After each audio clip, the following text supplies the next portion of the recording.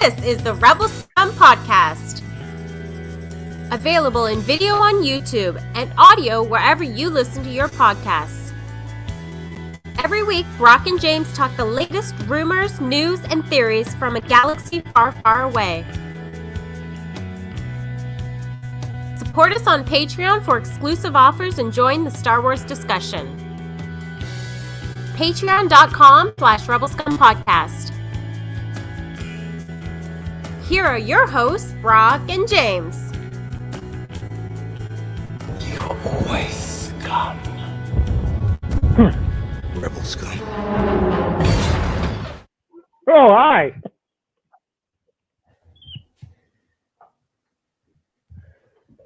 Hit the wrong button. How many episodes have we done on StreamYard now? At least like 30 or 40? Yeah, around there, maybe give or take. Sure, yeah. Yeah. But yet we still, who knows where the bosses are going to be. Rebel Scum Podcast. My name is Brock Smink. This is James Smink. We're brothers. But I like that. And we're here to talk about Star Wars. Hey, anything happen in Star Wars? Not to my knowledge. So, all right, we'll see you later. I'm back. No, you know what's funny about Star Wars is Kathleen Kennedy. We got to get this out of the way. It's in the title. Kathleen Kennedy's gone. June is when she leaves her post. That's what they're sticking to, Brock. But more importantly, we're going to talk about Mando Chapter 18, the Mines of Mordor, or whatever. We're going to talk about that in a little bit, but before that, let's just get to this briefly. The Variety garbage article from yesterday, where all the movies that were never, ever, ever going to happen are officially not happening. Like the elephant is in the room, or the mythosaur is in the room. We're going to go into anyway. What do you make of this nonsense? And how surprised, did you spit water from your mouth when you heard, because you were so surprised? I mean, yes, Star Wars is the franchise that, switched midstream on how the movie finish out and became not divisive, that's it, but Solo not turning out like they hoped, right? Mm-hmm. So I get where people are like, but they never announced anything. Well, I guess the Patty Jenkins, they what's did. her face? Wonder Woman. Yeah. Gave a breakdown of any. I think he was gonna have one guy write something for him, which is hilarious. I guess he could have directed it, right? Anyways, it's the way this sounds. I'm going to make other guys do my thing, and I'm just going to take that. But that's not really how it would have worked out. But then, that guy apparently is writing Secret Wars, which is whatever. But I don't know. It seems is that really that shocking? But yes, apparently, to every news outlet today, that was shocking. So yeah, big time shock on my end. I was like, oh man. All these movies that we said weren't good, I don't know. The Feige thing, I forgot, to be honest, I completely forgot about it. But I was like, oh yeah, he hired the writer of Loki to write the Star Wars movie. So somewhere that fell apart. Who knows how? It might have just been Feige's I don't have the time or the energy to deal with this nonsense. It could be that Kathleen Kennedy is quitting in June and people are just nervous about who's going to take over. It could be, the Taika Waititi thing, when he wants to start in his movie, obviously, no duh. The Patty Jenkins, they announced it, so it was oh, it's happening. And then it wasn't happening. And then Wonder Woman, that Wonder Woman 2, ruined everything to happen with the Star Wars movie, I think, anyway. So yeah, and then you have, and they kind of briefly mentioned Rian Johnson, his trilogy, and how he's busy with his Knives Out stuff. And it's yeah. His trilogy's not happening. I hate, look, if it happens, great, but it's not going to happen. And you brought up Solo, and I love Solo, but I've been trying to wrap my head around Solo the last 2 days for no reason other than it's in my head. because it did fail. Like everyone's like, it didn't bomb and it did really well. Yeah, but it failed. It didn't make $1 billion, which, fair or not, that's what these movies have to make. They have to make $1 billion. Solo has to make $1 billion. Like maybe not now, like Ant-Man and Black Panther 2 and all, because of COVID, like we're out of that a little bit, but Avatar 2, whatever. So maybe not now, but back then, yeah, like Captain Marvel made $1 billion. If Captain Marvel can make $1 billion and a Han Solo movie can't, I think you need to like really figure out what went wrong. And obviously there was all the drama beforehand, but how much of the general audience even knew about that drama going into it? Like how many of the people that didn't go to see it paid attention to that drama? How much of it was from the backlash from Last Jedi? And how much was it from, oh man, another Star Wars movie? I just saw one a month ago. Like they didn't earn the Marvel 3 movies in 3 months. You know, they hadn't earned it at Solo yet. And on top of that, Brock, you have a new actor playing Harrison Ford, who is, I thought he was fine in the movie, but he's not Harrison Ford. Harrison Ford has this quality, and Alden Ehrenreich doesn't have that quality. I thought he was fine again, but he's not Harrison Ford. And so if that's what you're looking for, you're not going to get it. Whereas Obi-Wan Kenobi, Ewan McGregor, he had something. He wasn't Alec Guinness, but he had something. He brought something to it that people gravitated to, and he had 3 movies to do it. But there's something a little bit different about that. So I think there's a lot going into that. But again, to the Last Jedi point, though, part of the people not going was because of the Last Jedi. And I mean, the Last Jedi, love it or hate it, the freaking thing, it still is the most annoying movie ever made because of social media. Like, just relax on it. But like, would A, Ryan Johnson want to get back in bed with Star Wars, and B, would Star Wars want to get back in bed with Ryan Johnson? Like, right, like, if he's coming back, it's got to be in like a decade from now when like people are like, oh yeah, that guy's back. Like the nostalgia factor, right? Like I hate him, like, and then in 10 years, like Yeah, because like Knives Out, the Knives Out extended universe is doing well, I think, and then he's got this that show with what's her face that's apparently doing really well. I haven't watched it yet. So it's like the guy's busy, but I don't know. Like money talks. Like at the end of the day, he's not. I still don't understand. I understand. Like Netflix said to him, "Here is some money. Give us this franchise." So that's where. But so they said, "Here's a lot of money. Give us a franchise." That's where. Yeah. Oh yeah. No, I understand. But it's just like when you want.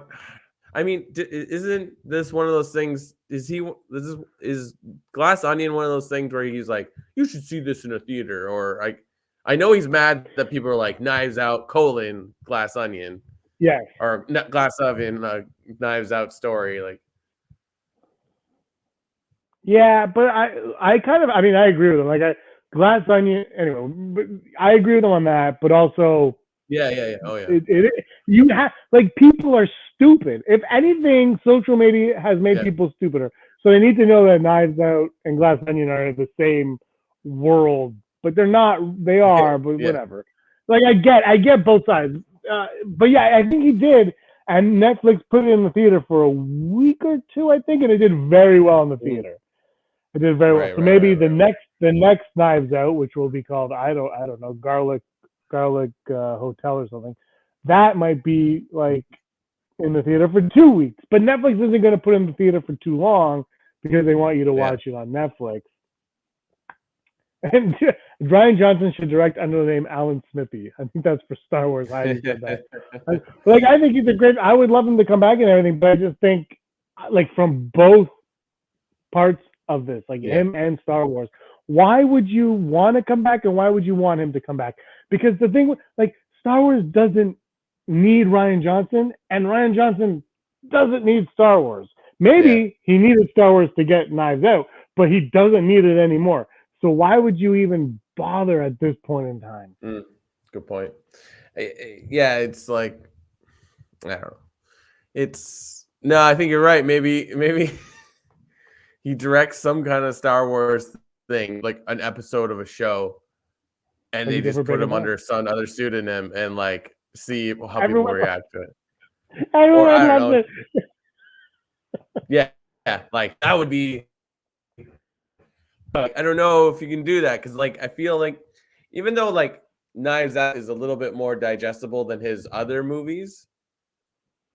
I like it's like I like both Knives Out movies. I like both of them, but they don't feel like Rian Johnson movies from back in the day. Well, granted, like the guy's been directing for a long time, and your style changes. But you know what I mean? Like even Last Jedi is very interesting. He has an interesting style, but I can't really define it. Outside of like when you watch Brick and Looper, you're like, that's kind of like you like to mess with genres, but like he doesn't really do that anymore. Yeah, he's kind of now he's Agatha Christie 2023. Like he's absolutely, and he's doing well. And like let him do it. They brought that up later on in the article. I was like, but like are people like I know he says he still wants to do it. Obviously, it's lip service anyway. You say it any. You know, whether of course. Who? First of all, everybody says that, but I don't know. I saw the article and I had a good chuckle, and I didn't even bother really reacting to it because, no kidding. The only one that I'm curious about, and they mentioned there's that Damon Lindelof one, which because again we talked about this I think a couple of weeks ago, where there's smoke, there's fire. Remember that expression that we made up? Where there's smoke, there's fire, and there seems to be a lot of smoke around that project. So I feel like if we're getting an announcement, it'll be that'll be at Celebration. But I really think at this point in time, we will only get an official announcement, no more Patty Jenkins on the tarmac, an official announcement when they are like part way through production, where they're at a point, even if they're at a point like Guardians of the Galaxy 1, where they've only shot a certain amount, but they have enough to create a teaser trailer. Like I feel like, and I'm not saying there's going to be a teaser trailer, but I'm saying they have to be, I think because of all this nonsense we've gone through over the last decade, that they're going to be like, we're not ready to go until X, and that's when we'll announce it. And that could be Celebration. Yeah, no, I mean, there's a lot of expectations this Celebration. I don't know why, but it's their time to do it. Either that or do 23, right? Yeah, true. Yeah. I don't know. It's just big Star Wars. I don't really care. Like I'll say this. Mandalorian still. Sorry, go ahead. No, I was just gonna say to wrap up the movie stuff. We're getting a movie in 2025, I think, because there's no Celebration in 2024, like you said a few weeks ago. Yeah. I think that 2025 Celebration is gonna be hardcore on, obviously all the Disney Plus stuff, but I think it's gonna be hard on the next theatrical Star Wars. Mm-hmm. And you know what? It's like, because it's like delivering like first two episodes, like nothing shocking, but like still just like I don't know. We haven't spoken to each other about the episode 2 yet. What were your initial thoughts of the episode? Okay, again, I'm watching this episode and I'm like, there's a point where so spoilers for episode 2, season 3, chapter 18, which you got, by the way, let everybody know spoilers are coming up, so if you haven't seen it, probably stop watching now. I watched it. When did you watch it first? I watched it when I got home from work today. When did you watch it? Did you wake up early again? 6 a.m. in the morning, in the dark. Damn right. On my phone. I woke up at 5 and I was hesitant to watch it, but Aaron loves The Mandalorian, so I watch it with her. Oh, okay, cool. And or she didn't care about Book of Boba Fett, didn't care about The Mandalorian. She's like, do not watch it without me. So I don't. So I was when I got home. Look, there's a point where he's upside down. He's being captured by what turned out to be Dr. Smith from the Lost in Space movie from the 90s. Like that, and like the guy from Land of the Lost. Like that was like a mixture of always like. What are those called? Weekways, Weekies? Yeah, whatever. It all reminded me of those. But anyway, he's upside down, and I was like, damn, I love this show. You're like, damn, I love it. But Brock, again, the episode ended, and I was like, where's the rest of it? Yeah. And it's not, and it wasn't because it was short, it's because it was like it ended on a cliffhanger without a cliffhanger. Yeah. And I'm just like this season, and I said it to a friend of mine earlier, I'm like, this season feels like a binge season. It feels like this is better when it's all. And I said this last week, and then, again, I'm like, I really feel like this season is one that you've got to watch all at once. It works better that way. But all in all, I really enjoyed this episode. Every time I had my daughter in my arms who was making the exact same sounds as Grogu was, and it was we both, Aaron and I had like a really like big laugh because it was the similarities were insane. But every time Grogu does something, I'm like, well, I'm all in. Yeah. Oh yeah. Yeah, I think you make a good point though. It's like, so the last 2 seasons have been episodic, right? Like it's sort of, especially the first season where it's just like this and then this and then this and then this, and it's like slowly they started putting a story together. You didn't really have like a villain to like the last episode with Moff Gideon, if you want to call him that. But now it's like, okay, you've set up a lot of stuff. Like it's like none of this. Like we don't. I mean, it's funny I gotta say this. Is like, what are the space whales called again? Frick, we talked about them last week. Purgles. It's like I don't need a Purgle episode, even though we technically had a Purgle episode last week. But it's just like, so now it's like no screwing around. Like put in all the like you could still hit that vibe of Mandalorian, like Pelimoto in this episode. You're like, boom, of course. You would never. She's the new Hondo Anaka. If you really boil it down, that's the only person you're like, you are like, I do not trust you ever. Were you super happy that was Boonta Eve? That in Tatooine. So when the episode started, we're sitting down watching it, and I was like, we gotta watch it right now because I gotta record. So we're sitting down and watching. Selena was like fussy, like because she was falling asleep. So the opening happens, and I noticed that they changed. I didn't notice this last week, but they changed the opening Star Wars intro to it's like all Mando. It's all like Mando. Yeah. They're like nothing else matters in Star Wars. Yeah. I was like, oh, okay. And then it started, and I wasn't paying attention. And then I think she said Bunta, or I was like, was that the sound of a pod racer? Yeah. And I rewound it. And then I rewound it too far, and I had to wait for it to load. And then I watched it all again. And I was like, why weren't they pod racing? It was obviously the Bunta Classic. Yeah. But were they like the NASCAR version of pod racing? I couldn't. So that I was a little disappointed. But I love the Bunta Eve. I love that it was Bunta Eve. I love that it was a holiday with fireworks and all that. Like I loved all that. But I got to bring a shout out because Bunta. Do you know when the first instance of Bunta was mentioned in Star Wars that I am aware of? I might be wrong, but I'm going to take a stab. If knowing you, it's probably like droids. Droids is the cartoon. 100% droids. I think it's the third episode. I did a droid we watched like 2 or 3 years ago, and there's a guy and he's in the General Grievous spiral, like circle thing, right? That Grievous drives around in, and he goes, "Hey, I think in that episode, I haven't seen it in a few years, but I think in that episode, Bunta is like a planet, though. But they mentioned Bunta in that. The droids cartoon, for all the Star Wars fans, that thing is like riddled with like future Easter eggs that I think like the designers drew for the show, and then Lucas saved them for the prequels. There's so much in there.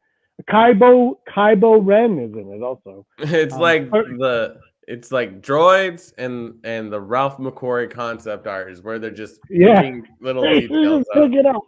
They pick it up. But anyway, that was I really like that. How about you? I love this show. I love this episode. I feel like my only criticism was it felt visually too dark, but like I just said, I watched it on my S22, so I don't feel like that's a fair criticism without actually watching it. I don't know. What do you find? I mean, they spend a lot of time in a cave, so. Okay. Yes, IGN just gave this episode like a 5 out of 10, and everybody's freaking out because they said it was too dark and you couldn't see Mandalorian. I'm of two minds on this. I was like, wow, it's really dark. But then the other part of me is like, well, they're in mines with no light. Yeah. So either you make it look fake or you make it look the way they did. Yeah. And it wasn't obscenely dark. Like, I could argue there are scenes in Batman that are far darker than what we got. So I wouldn't call it obscenely dark, but it was pretty dark, maybe a little bit more light. It was closer to the Solo cinematography, but they were in mines, and I do think that the Land of the Lost Creatures would have looked really bad if they were lit anymore. Like, I think they had to underlight them a little bit to keep them from looking a little too goofy, I think. I could be wrong. We're probably going to see them in broad daylight next week because I just said that. But that's where I was on it. So I'm on both. Like, I thought it was a little dark, but it didn't take me out of it because it was really only dark when it needed to be dark. And last week's episode was so bright that they're not afraid to go bright. So I think that was just, we're in mines. There's no light in here. What do we do? Let's just make it look like this. And that's what they did. And I'm okay with that. Yeah, it didn't kill the story for me. It's it's funny watching this season of Mandalorian and watching Last of Us, and it's like, this is how we find out how Pedro Pascal thinks how to be a father. It's like this. If you get lost, this is a map, so you know we were here and now we are here. And it's like, now when I think about it now, it's like he does that interview where like, I don't know how to be a father. I'm not a father. I just like, if I come up, I'm like, perhaps you're not pulling it off. I mean, but whatever. No, I loved everything about it. Like, I just love how like he's like, I need a droid that can go into a mine. Here's an astromech. Like, granted, yeah, astromechs can fly and get into places. It's just like, that seems like the worst choice. But it's just like, whatever. R5, he's back. He's back, baby. It's back. Whatever. I don't know what R5's pronouns are. I love that R5 was terrified. I love that they made him. Yeah. But did you notice, maybe it's just me, when they lit him, every time they lit him, it reminded me of the Muppets. I don't know why. Really? But I don't know what it was. There was something about it. I was like, the lighting, like what he was, it reminded me of the Muppets. But not like 70s Muppets, like 90s, like Muppet Christmas Tonight. Carol, Muppets Tonight. Yeah, around that. Like that era of Muppets. It was weird. I don't know what it was, but like every time they lit, I'm like, something about it was a Muppet. But I will say, when he put his third leg down and went riding along, like coasting, it felt, I don't know what it was, but it felt uber Star Wars to me in that moment. Like, I was like, oh yeah, this is Star Wars. There was another moment that I thought could have gone full Star Wars, and it didn't. And it was the moment when Grogu's trying to use the Force on Dr. Smith. And I thought, and it wouldn't have worked because it's stupid, but in my mind, I think it's the Han and Leia theme kicked in. Like I can't do it. I can't. I'm tone deaf. But that kind of kicked in. I was like, oh, that would be nice. But I want to ask you, what do you think? What have you made of the music in the series so far? Anything? It hasn't stood out for me per se, though I did like think about it at the end when I got to the credits and it said Ludwig Göransson, but like that's just like the main theme, right? Because he's not doing this season. Yeah. I don't know. He doesn't ruin anything for me. He doesn't at any point be like, oh, but like I can't really comment because nothing really. I don't know. It's just like this show is like a well-worn shoe, so it's just like it's just there, you know. So I don't even. But I don't know. Yeah. No, I'm just wondering because it's somebody different doing it, and no one's really commented on it. And I thought the music cues have been used well in it. Yeah. So, and I thought that I can't remember the composer's name, but they did the Book of Boba Fett. I thought they did a great job in Book of Boba Fett as well. Yeah. Same kind of thing though, right? Where the theme is like gifted to them and they move, and I it hasn't taken me out of anything. No. At all. It's kind of all fit, and I mean, maybe it could be better, maybe it could be worse. I don't know. I was just wondering what you thought because it is somebody different, and usually Star Wars fans like to nitpick when somebody new comes in. But I haven't heard. This is like, once again, it's like, as much as like Star Wars pushes Mandalorians on us, I'm like, at one point during this show, because we talk a lot about Mandalore, because we go there, I'm just sort of like, I thought Mandalore was like fully destroyed well before the Empire, but like, I thought back, I'm like, oh, but because in Rebels, oh wait, that does, yeah. So we go to Mandalore in Rebels, and it's fully destroyed, which makes sense because that's the Empire is around at that time. But are they the planet they went to in this episode? Is that where they go, where Ahsoka faces off against? I thought so. Maul, and then at some point the Empire blows up Mandalore. I thought it was the other way around. Like Mandalorians just destroyed their planet, and they live on Concord Dawn. I don't know. I just like, this is, again, it's just like I can't follow the mythos anymore. I never really cared about the Mandalorian stuff like years ago. Yeah. It wasn't even when we went to Celebration, which was 6 years ago, bro. 6 years ago, if you can believe it. Yeah. Oh, I'm getting a phone number from Renal Lab. What? Anyway, 6 years ago, we went to Celebration and we watched the first episode of Rebels or 2 episodes of Rebels. I think it was just 1. And it was all about Mandalorian. I remember being like, Yeah. And now I'm kind of all in on it, but I don't know. I don't remember the history. I never paid that much attention to it. I'm a fake Star Wars fan. This has been told me. It's all totally fine. If we just didn't get the part where like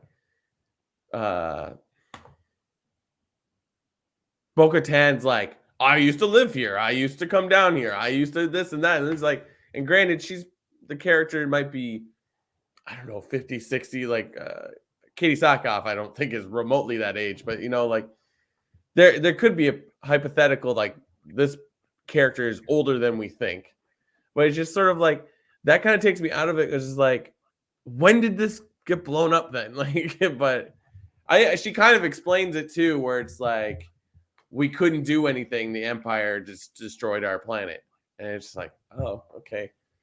But that being said, outside that, I'm like, I do like hearing all this this information on Mandalore. I'm like, oh, what a cool idea. And like, it's what was the thing that really appealed to me? I can't remember, but I don't know.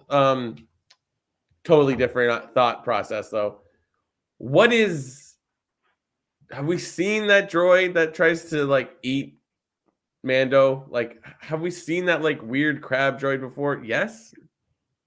I don't think so. Maybe Scotty or Heidi can tell us. I don't remember that.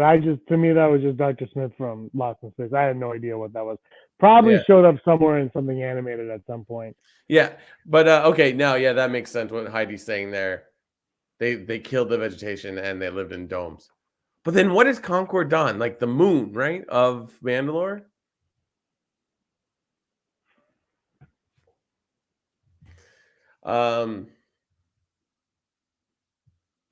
I left because I don't know, so I don't belong on the show. But anyways, yeah, like it was cool. I liked it, and it's like I found myself when they're walking through the ruins of Mandalore thinking of the episodes where you see like, who was the woman that like fell in love with Obi-Wan? What's her name?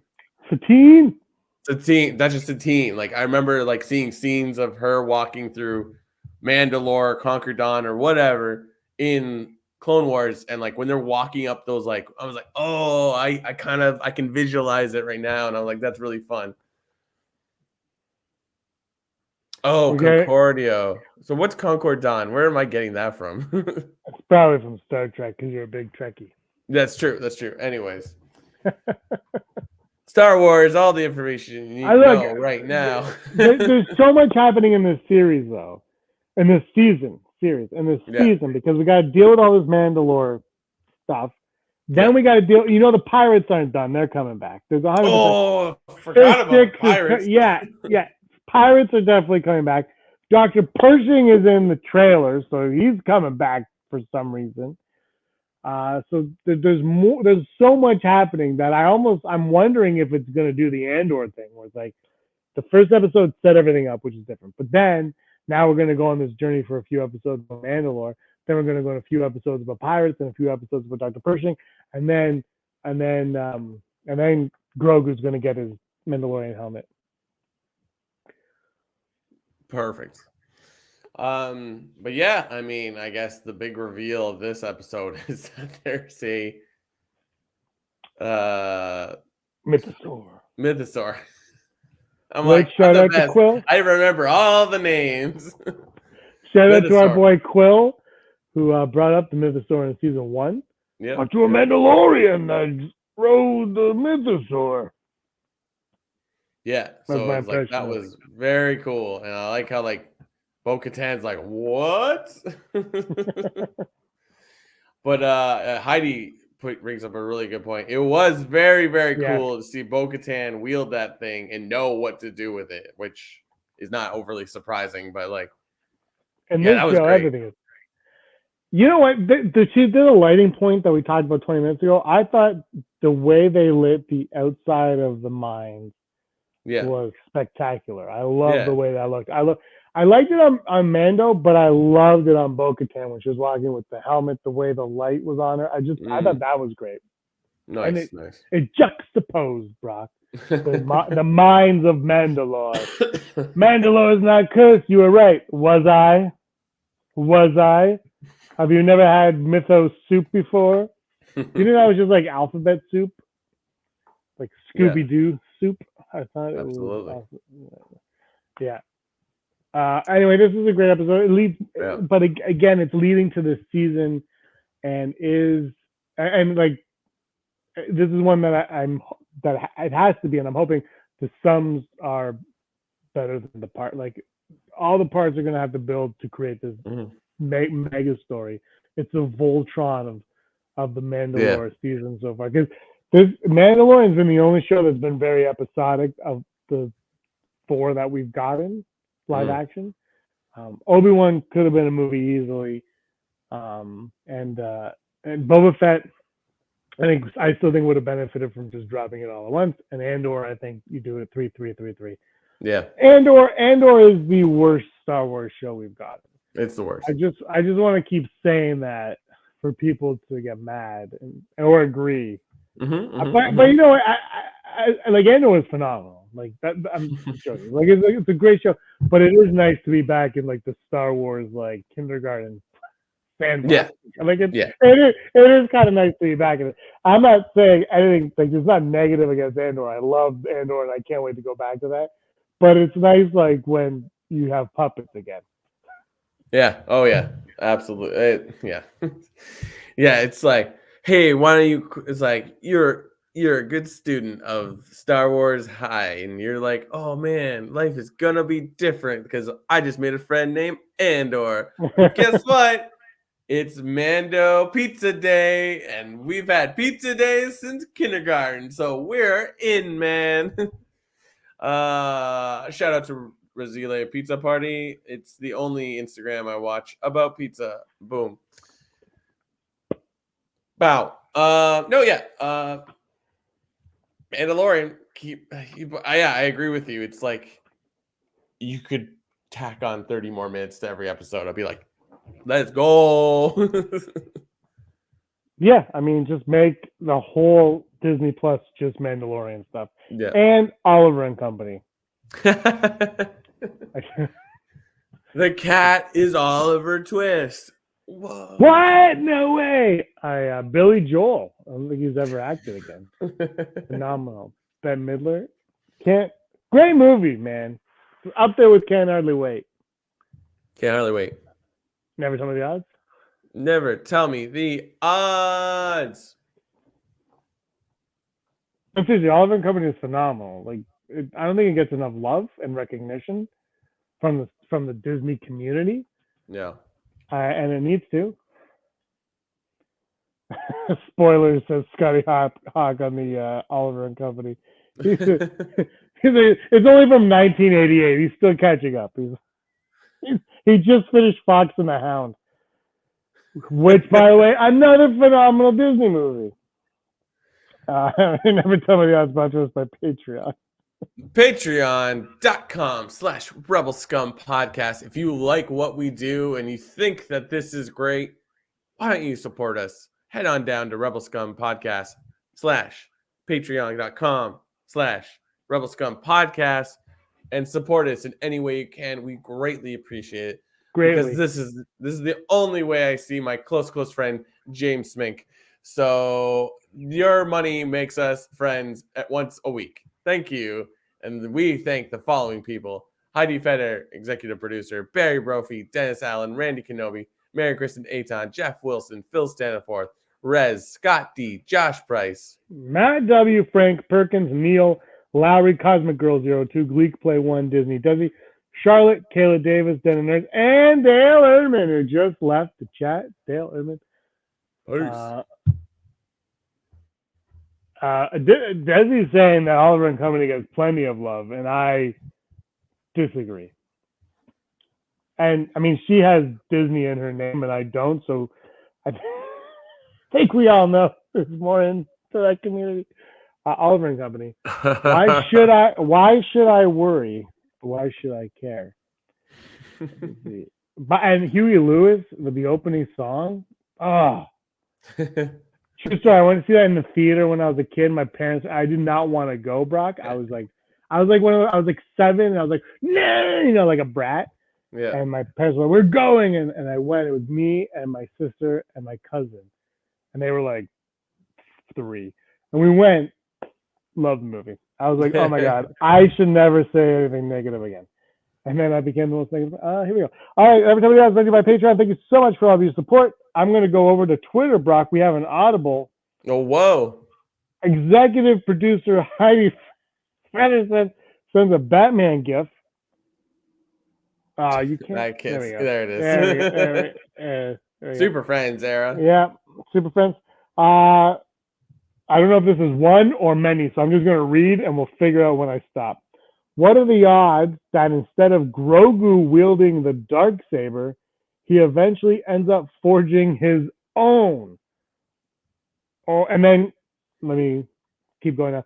Keep in mind, because of the multiple ways that the current Darksaber has been passed and things have become quite murky about who has it, didn't want it from Moff, but Moff Gideon wanted it from Bo, and Bo didn't have the right to claim it in the first place. Did Gideon have the right to after he defeated her in combat? If Gideon didn't have the right, so basically, what are the odds that Grogu will just wield his own Darksaber to rule Mandalore?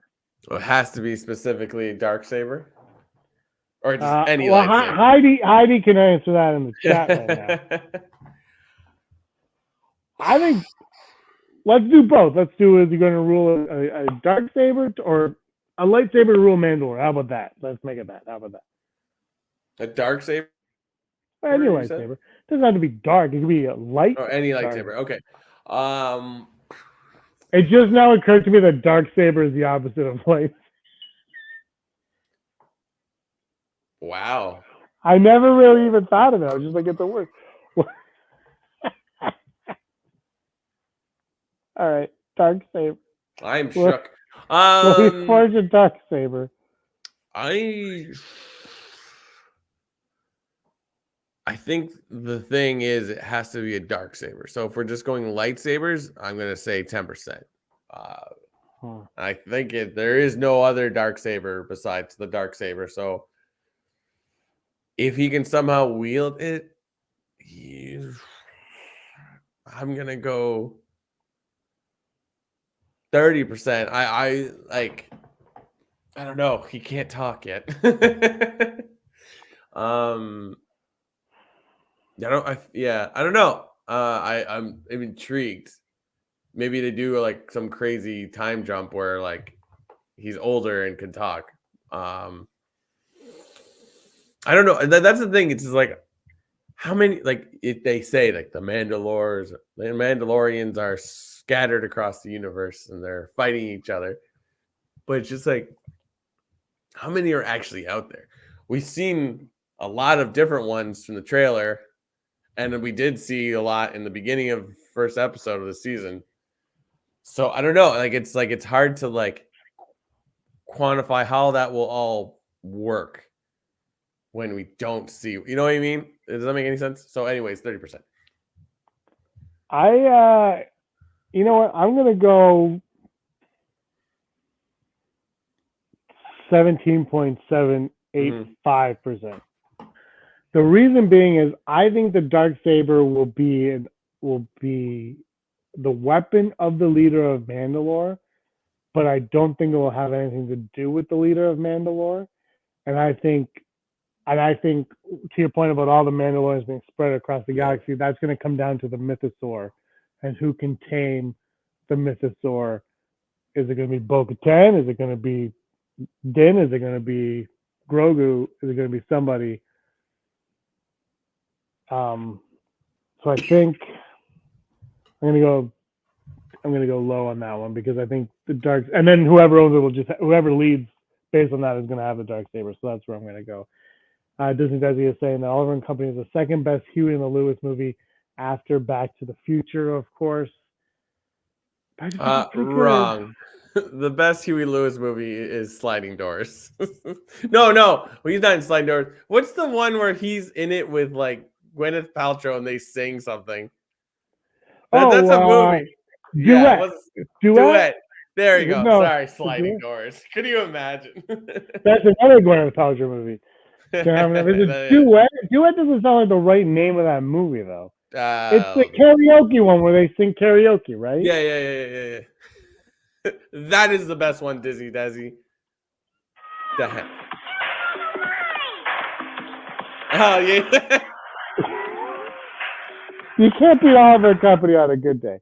Here we go. Is it weird that movies like that just make me think of Pizza Hut like immediately? I know they did their job. The marketing did their job. Yeah. Well, Desi's going to stick with her choices of Back to the Future 1 and Oliver and Company 2. Well, you're wrong. Strike Disney from your name. Back to the Future 1 is I watched that a few weeks ago, maybe a few months ago. It might have been a year ago. And it's awesome. But it would never be made today. Like ever. Like the opening titles is like 15, it's a one shot for like 15 minutes. And I'm like, this is amazing. It would never fly today. Next on. Different time of the odds, Deborah Chow will return to Star Wars. Yeah, I don't see why not. She's already on Disney's payroll, so. Though, here's the thing. It's like everyone shits on so many different movies, but like Eternals, it's like people are like, I didn't care for that and have moved on. Like, I could be wrong, but I don't feel like Eternals got enough criticism. It is the worst Marvel movie, but like you know what I mean? Like, are they even contemplating the second one, or is that just Instagram BS? She didn't direct Eternals. Oh wait, who am I thinking? Oh no, Obi-Wan. Yeah, who am I thinking? Oh, sorry, my bad. Chloe Zhao. Wow, that just paints me as a racist. Cut it out. But still, no. The point still is like valid. Like nobody hugely hated Obi-Wan. No one is like calling for her resignation like they do with like Rian Johnson. You know what I mean? No, and she did at least one of the.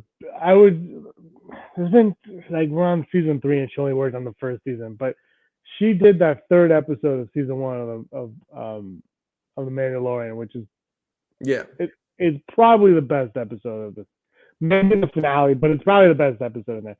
It's obviously not the child episode, which is my favorite, but it was like the one that I think everybody took notice, and obviously that's the one that got her the Obi-Wan job. You gotta believe, that she did a phenomenal job with that episode, especially when you learn that it was all shot on a volume. Like things start adding up right after that. Brock has been fired right after Kathleen Kennedy. Anyway, so that's what I think. I'm gonna go. What was the exact odd? It's just that she's gonna do another Star Wars. It's gonna be 89%. She's gonna do another Star Wars. Whether or not we'll get that information sooner than later. I don't know, but I'm surprised she's not back for season 3 of Mando. Like that's the one that I'm kind of surprised with. So, Is Bryce Dallas Howard back this season? She's back. Yeah, she's back. Okay, because I know that I'm always gonna screw up his name. Rick Fuki. He did 3 episodes. Yeah, he's my favorite. He's probably my favorite of the directors. But I really though, I don't know about you, but I really couldn't argue against any of them. Like I think they've all done a fantastic job. Yeah, exactly. I mean, the show fires on all cylinders, so it's like, yeah, and it's a TV show where it has a showrunner and a showrunner. But so I'm gonna go like 75% on that. Yeah, I think it's no brainer. All right, our final odd. Bryce Dallas Howard. Speaking of Bryce Dallas Howard, we'll have a Star Wars project announced at Celebration. So Brock, this could be a show, a movie, an animated thing. It could be a set. She might be singing on a soundtrack. She could be composing. She could be an animator for one. But not Ron Howard, but Bryce Dallas Howard will be back and will be announced. Bryce and her dad come together to direct a solo Disney Plus show. Why not? See, that's the thing. I think solo. I don't think you could do solo as a movie anymore, but I think you could totally do it as a show, and I think people would watch it. Yeah. And all the Nine Rec and well, now I have to get another actor to play young Han Solo. like Amelia, whatever. Like they're available. It's funny. I don't know what I was looking at, but I saw a shirt on the internet that said Star Wars and had Chewbacca and Han Solo on it. Not like it didn't say Solo of Star Wars, or it just said Star Wars and those 2 versions of the character. And I'm like, I'd probably buy that. Like I was just like, that looks kind of sick. It was like, but anyways, her being specifically announced in that, I'm gonna go 85%. Like I don't see why not. I am gonna go full Brock. Yeah. I did it, chat. I went full Brock because I don't know what's going on with this celebration. There's so much. This is like when we went, there was The Last Jedi, and Rebels, and then the next one that we didn't get to go to, but we wanted to, was Mandalorian, Rise of Skywalker. Like it was like insane. Yeah. And somehow everyone since has been more and more insane. And so I don't know if it's too far insane. The other thing though is that we learned is things don't always get necessarily announced. If they're going to announce a movie and it's not Bryce Dallas Howard, are they going to do that many announcements?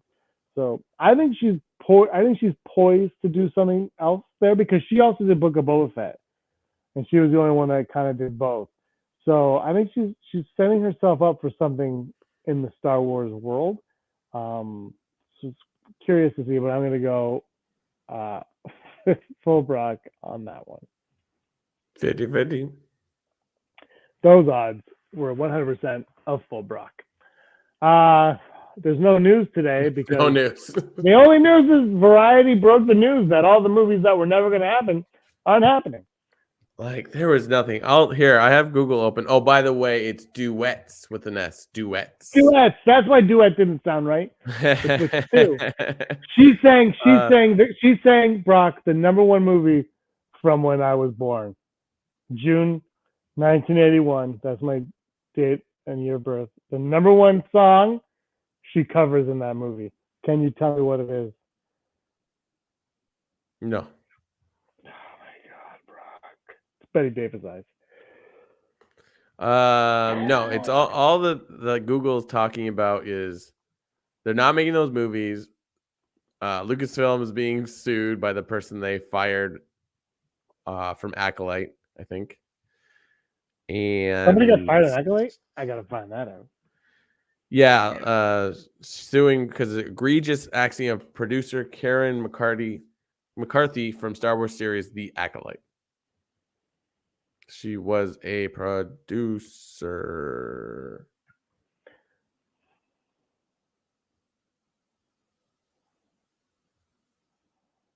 You must go to Mandalore. She just wrongful termination. But anyways, I don't know how exciting that is. And then just talking to Mandalorian. We could talk. I'll talk about Bad Batch. This episode was all about Crosshair, and it was pretty gloomy and actually interesting character wise. So it's but at this point in that series, I'm like, what's going on? So maybe something will start happening in Bad Batch. It ended on a way that was like, oh, that's interesting. But it's pretty sad that the gloomy Gus character in Bad Batch is getting better episodes than the rest of the group of people you should care about. So I haven't seen Bad Batch, so no, I know. But anyways, yeah, there's no news, baby.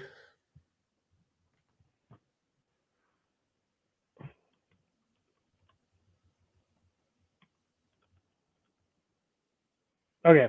Top 5. It's International Women's Day. Shout out to all the strong females out there.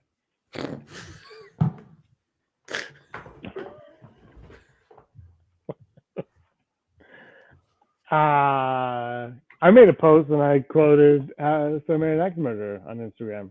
Do what you do. Do what you do. International Women's Day. Great day, though. Unless you're an angry Star Wars fan. Then you probably hate today. But it's a great day. So we're going to do top 5 female pilots. Oh. In Star Wars. There's only 5 of them, Brock, so you better get your list ready. It was fun. It's a good one. It's top 5. Top 5. My number 5. You could just say that was mine too if you want. Tali Lintra from The Last Jedi. Who? You say it again? Tali? Remember Tali? Oh, yeah. A-Wing? No, I don't. She died. Oh, yeah. Mine's also from The Last Jedi. Paige. Because I was like, that's pretty interesting. Look at the inside of that bomber. Is she a pilot? No. She's my number 4, and she is a pilot and a gunner. She's a pilot and a gunner because I had to double check, and that's what it was. Yeah, and shout out to International Women's Day to Heidi and Desi in the chat also. They're in there, and Scotty is as well, and he's trying to get in on this. But you had your day, pal.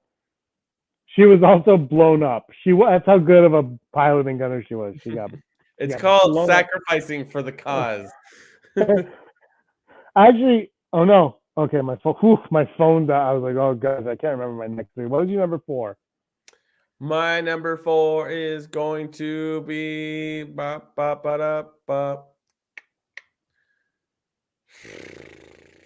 I know my 1 and 2.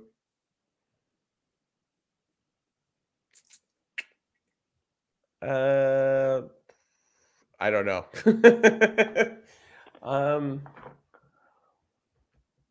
You do it and I'll think about it. I did 4. It was Paige Tico. Oh, okay. I always say Paige Turco from Ninja Turtles. Turco. Okay, hold on. What is no, you barely see her fly around. I was gonna say what is Felicity's name in Rise of Skywalker? Oh, Zori Bliss. But you don't really see her.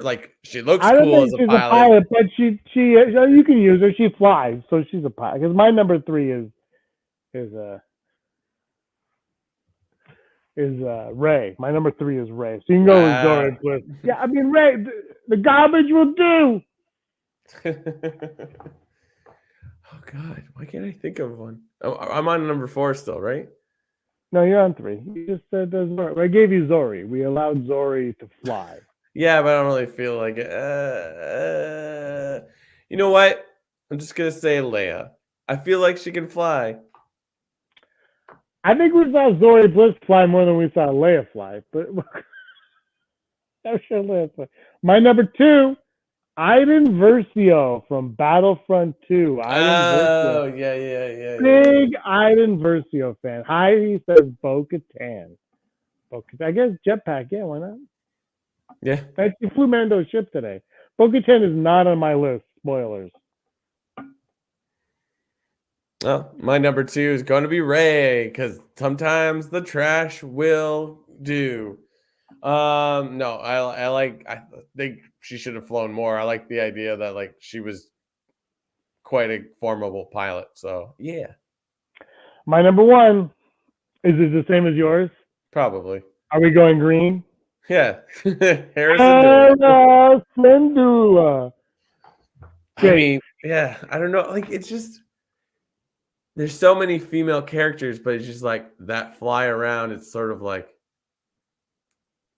I can't think of like maybe like Asana Staros. She kind of flies. Yes. Everyone's Desi's correcting me in the chat. Leia does fly. Okay, Leia does. Yeah. They all fly. I don't watch Star Wars. I think we've really figured this out. That I haven't seen the movies ever, but I read Lost Stars once. That's actually, you know what? Now I think about it, in the books, like I feel like there's a lot of female pilots in like High Republic for sure. Oh, absolutely. There's more. There's Resistance had some, but I thought pilots would be intriguing to do because it's such a niche job, and because originally it was going to be just in live action. Yeah. But I was like, yeah, like there's no Harry yet, there's no Sabine yet, but they're coming. So they wouldn't have counted. Like Iden Versio is a really good choice because it's like, I think it's also like it's sort of like why didn't we bring that character into live action? Because it's like you already got Janine Gavankar. Totally. Yeah, like it's right there for you. It's kind of like Cal Kestis is the same way, right? It's like it's him. Yeah, why not? He's ready to go. Just do it. Let's make a show, like, but I don't know. You know, maybe with the success of The Last of Us, they'll do like a Cal Kestis show, but it won't be following the storyline of the video game. It'll be like separate, so the video games happen and then the show happens in the video games. That could be a way to do it. I think that would be an intriguing way for them to do it as well. You could hypothetically put those two video game characters in the same series because they kind of are the same time period, right? Yeah, kind of. University of spans a lot, so yeah. But we see here. I like it. Yeah. Anyway, those are our top 5. Let us know what your top 5 women are, top female pilots, to be exact. International Women's Day. Great day. Should celebrate all women. Wouldn't be here without you. Shout out to Selena's half birthday because she is 6 months today, or at least the Facebook post says this. Yeah, she's 6 months today. She's eating. We gave strawberries, avocado, and today was pureed carrots. Pureed carrots with a hint of nutmeg in there. I don't know why. And I ate some, and it was delicious. And there's nothing quite like a good pureed carrot. Yeah, she's 6 months today, rolling over. She's sleeping right now. I hope. I haven't checked on her yet. Nice. I hope she's sleeping. She sleeps through the night, which is great. But during the day, she's a menace. I'll say that. She's not crawling yet, but she's slithering. She's like, I'll get what I want, and she rolls over a lot. So it's a lot of fun. It's very tiring, but nice. It is all worth it. 6 months. Thank you for that. All right, everyone, that's it. But I'm back on the futon. I don't know if you can tell. See, my hand's on a pillow right now.